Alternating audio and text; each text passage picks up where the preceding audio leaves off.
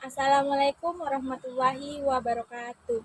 Perkenalkan, nama saya Nur Aini dengan NIM 09105804231118 dari kelas A semester 3 Prodi Administrasi Publik Universitas Muhammadiyah Sidendreng Rapang. Pada video kali ini saya akan membahas mengenai lingkungan internal sistem politik menurut Gerald Almond. Yang pertama itu ada lingkungan fisik. Lingkungan fisik dan sosial suatu wilayah mencakup berbagai aspek yang mempengaruhi kehidupan masyarakat dan pembangunan.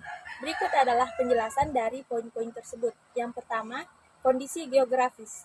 Kondisi geografis merujuk pada letak dan bentuk fisik suatu wilayah, iklim, topografi, pegunungan, dataran rendah, dan danau, serta keberadaan sumber daya alam. Kemudian yang kedua, sumber kekayaan alam.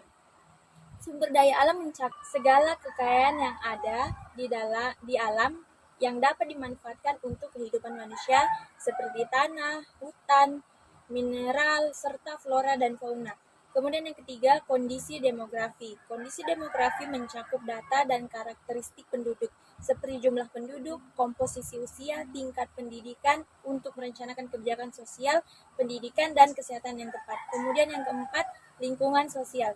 Lingkungan sosial merujuk pada interaksi antara individu, kelompok, dan masyarakat dalam suatu wilayah. Kemudian yang kelima, lingkungan politik.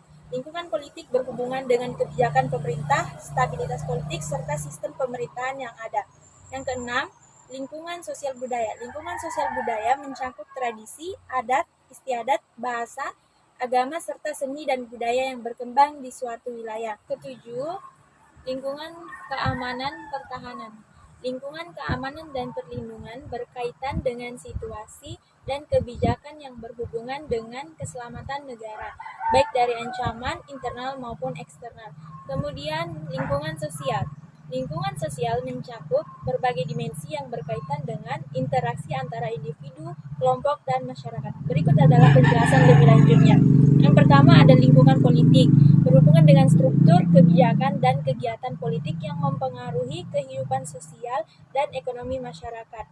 Kemudian yang kedua, lingkungan sosial budaya, mencakup unsur-unsur yang membentuk pola hidup, tradisi, dan nilai-nilai dalam masyarakat.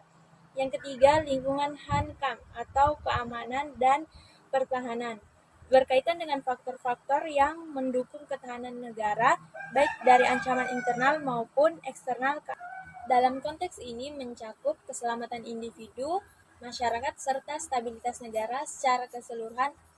Kemudian yang keempat, lingkungan hukum, mencakup sistem peraturan dan hukum yang berlaku dalam suatu masyarakat ataupun negara. Kemudian lingkungan ekonomi domestik, merujuk pada kondisi ekonomi yang ada di suatu negara yang mencakup berbagai sumber daya, aktivitas produksi, distribusi, dan konsumsi barang serta jasa. Kemudian ada 3 sumber daya utama yang berperan penting dalam mendukung perekonomian domestik, yaitu sumber daya migas, sumber daya non-migas, dan sumber daya pajak. Yang pertama, sumber daya migas, minyak dan gas. Sumber daya migas mencakup cadangan dan produksi minyak bumi dan gas alam yang dimiliki oleh suatu negara. Sektor migas menjadi salah satu dalam perekonomian domestik banyak negara karena produk-produk ini adalah bahan bakar utama yang digunakan di berbagai sektor industri, transportasi, serta energi rumah tangga. Kemudian yang kedua, sumber daya non-migas. Sumber daya non-migas ini mencakup segala bentuk sumber daya alam selain minyak dan gas, seperti pertanian, pertambangan, perikanan, kehutanan, dan energi terbarukan. Sumber daya non-migas ini lebih beragam dan berperan besar dalam menciptakan lapangan pekerjaan serta keinginan ekonomi yang lebih stabil. Kemudian yang ketiga, sumber daya pajak. Sumber daya pajak mencakup semua penerimaan yang negara yang diperoleh melalui sistem perpajakan. Pajak adalah salah satu sumber utama pendapatan negara yang digunakan untuk membiayai kegiatan pemerintahan dan pembangunan infrastruktur publik.